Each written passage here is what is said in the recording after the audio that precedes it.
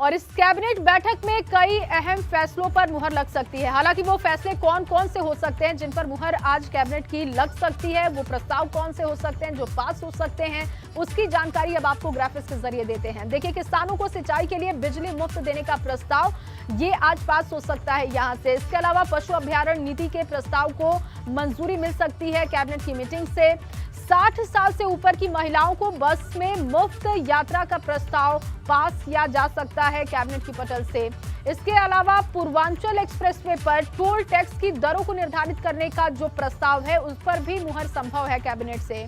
नई तबादला नीति आज की बैठक में मंजूर की जा सकती है। इसके अलावा अगर हम बात करें, देखिए, नई तबादला नीति के बाद जो अगला प्रस्ताव है, जो अगला बड़ा फैसला है, वो हो सकता है आगरा मथुरा को लेकर। आगरा मथुरा प्रयागराज में हेलीकॉप्टर सेवा के लिए हेलीपोर्ट का निर्माण पीपी मॉडल के तहत संभव माना जा रहा है। ये जो प्रस्ताव है, इससे जुड़ा प्रस्ताव है, वो कैबिनेट से पास हो सकता है। तो ये तमाम जो बड़े फैसले हैं आज वो कैबिनेट से हो सकते हैं पास। और लखनऊ से अनुभव मेरे सहयोगी जुड़ चुके हैं ताज़ा अपडेट देने के लिए। अनुभव, बैठक 11 बजे शुरू होने वाली थी, क्या बैठक को लेकर इस वक्त अपडेट है? देखिए, मुख्यमंत्री चूंकि पहले लोक भवन आए थे, यहाँ पर एक कार्यक्रम था जो 63 बंगाली हिंदू परिवार विस्थापित होकर आए थे, उस कार्यक्रम में शामिल हुए और उसके बाद लोक भवन से सीधे एनेक्सी गए हैं। तमाम हालांकि जो मंत्री थे, कैबिनेट मंत्री, वो पहले एनेक्सी पहुँच गए थे और अब से थोड़ी देर में ये बैठक शुरू हो जाएगी। काफ़ी महत्वपूर्ण ये कैबिनेट बैठक है। हम बार बार कह रहे हैं कि ये बहुत इंपॉर्टेंट कैबिनेट बैठक है। क्यों इंपॉर्टेंट है? क्योंकि इससे पहले जो बैठक हुई मंत्री परिषद की, उसमें सारे लोगों को बुलाया गया था और तब सिर्फ एक प्रस्ताव कैबिनेट ने पास किया था और वो ये था कि जो राशन योजना है उसको 3 महीने के लिए बढ़ा दिया था। पर लोक संकल्प पत्र, आपको याद होगा, बीजेपी का चुनाव से पहले जो जारी किया गया था, बहुत सारे वादे किए गए थे। अब वक्त है उन वादों को पूरा करने को। तो इसीलिए जब कैबिनेट में चीज़ें अप्रूव होंगी तभी तो वो, अगर हम कहें तो, धरातल पर लागू हो पाएंगी। सबसे महत्वपूर्ण कहा था कि किसानों को हम सिंचाई के लिए बिजली मुफ्त देंगे। आज माना जा रहा है कि कैबिनेट की इस बैठक में वो प्रस्ताव आ सकता है। कृषि विभाग और ऊर्जा विभाग दोनों जुड़े हुए हैं, तो उसको भी मंजूरी मिल सकती है।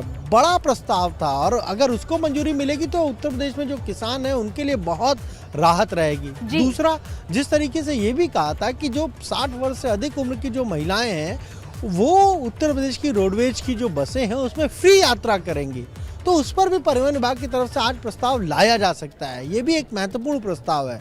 इसके अलावा कुछ आपने और अन्य जो प्रस्ताव लाए जा सकते हैं उसको बताया कैसे।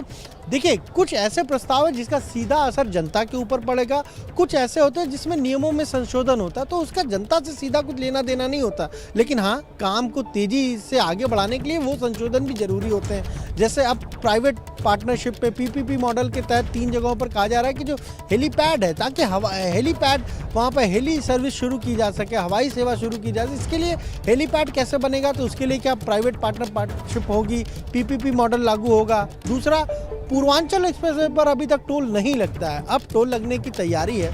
क्या दरें रहेंगी? दरें ऐसी हो जिससे लोगों को भी सहूलियत हो, ज़्यादा दरें ना हो। इसको भी लेकर एक तरीके से हमका जो प्रस्तावित दरें वो भी लाई जाएंगी आज कैबिनेट में। अगर उसको मंजूरी मिलेगी तो आप समझिए कि वहाँ पर टोल पर भी जो दरें हैं वो सबको देनी पड़ेंगी। तो इस तरह के कुछ महत्वपूर्ण प्रस्ताव हैं जो आज इस कैबिनेट बैठक में लाए जाएंगे।